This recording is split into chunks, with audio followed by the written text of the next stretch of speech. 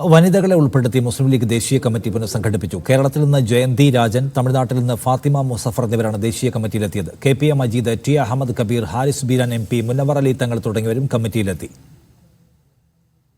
Chennai Abu palace ഓഡിറ്റോറിയത്തിൽ ചേർന്ന മുസ്ലിം league ദേശീയ കൗൺസിൽ യോഗത്തിലാണ് ലീഗ് ദേശീയ കമ്മിറ്റി പുനഃസംഘടിപ്പിച്ചത്.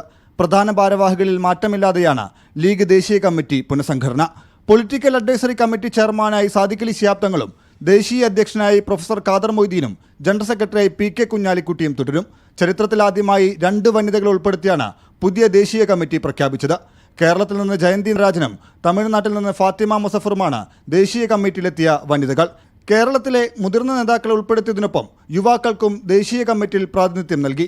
KPA മജീദ് ദേശീയ വൈസ് പ്രസിഡന്റ് സ്ഥാനത്തെത്തി.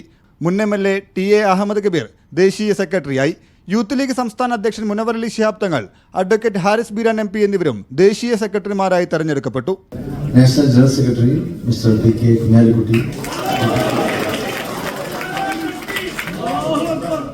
National organising secretary mister ET Muhammad Basheer.